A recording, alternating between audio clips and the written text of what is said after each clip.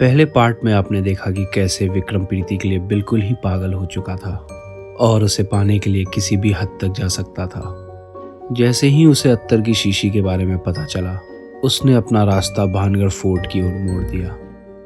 जैसे ही वो भानगढ़ फोर्ट पहुंचा, उसके साथ अजीब व गरीब घटनाएं घटने लगी और एक बूढ़ा आदमी उसके सामने आ खड़ा हुआ।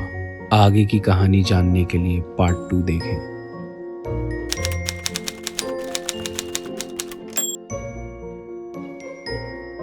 शीशी खोजने आए हो? कौन कौन हो तुम? शीशी का रास्ता इधर से है। वो बूढ़ा आगे बढ़ने लगा। पहले तो विक्रम के डर से पसीने छूट गए, मगर धीरे धीरे वो बूढ़े के पीछे पीछे जाने लगा। वो बूढ़ा एक जगह जाकर रुक गया। यही गिरी थी वो शीशी।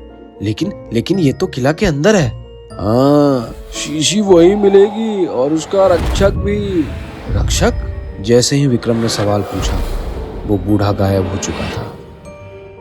विक्रम अपने औजार और रस्सी की मदद से किले के अंदर चला गया।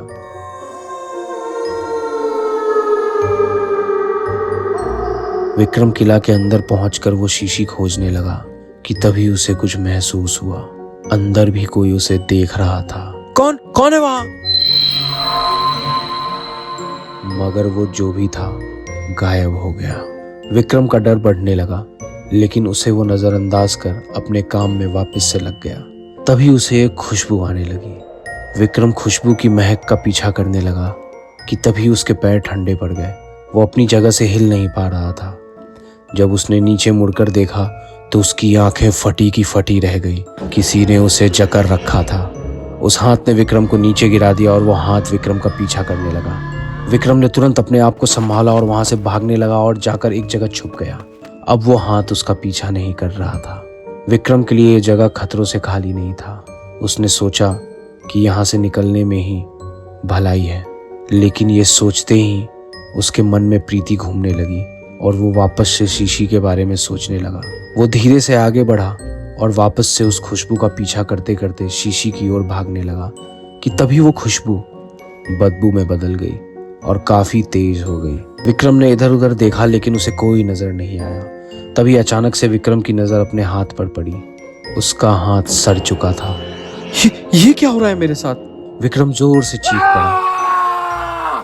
कौन है? मुझे छोड़ दो। शीशी का सपना छोड़ दो। कौन है? तुम जैसे राक्षसों की वजह से किसी की जिंदगी बर्बाद नहीं होने दूंगी।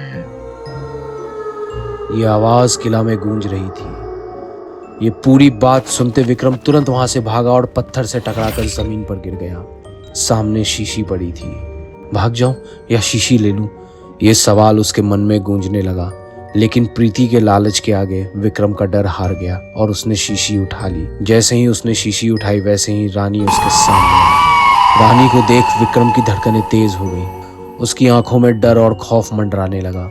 वो तुरंत वहां से भागा और भागते भागते वो नीचे गिर गया, मगर वो अत्तर की शीशी वापस से खुलकर उसके औजारों पर गिर गई।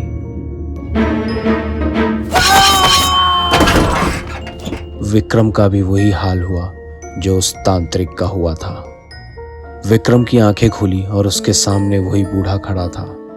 कहाँ हूं मैं? हमारे साथ। ये सब तुम्हारी तरह शीशी के लिए आए थे, मगर रानी से जीत ना पाए। जो भी नया आता है मैं उनकी मदद करता हूँ ताकि मेरा बदला पूरा हो सके। विक्रम अब वहां का हो चुका था और उसकी ख्वाहिश भी अधूरी रह गई थी। क्या विक्रम प्रीति के लिए वापस आएगा? अगर आप इसका पार्ट 3 देखना चाहते हैं तो कमेंट बॉक्स में पार्ट 3 कमेंट करें।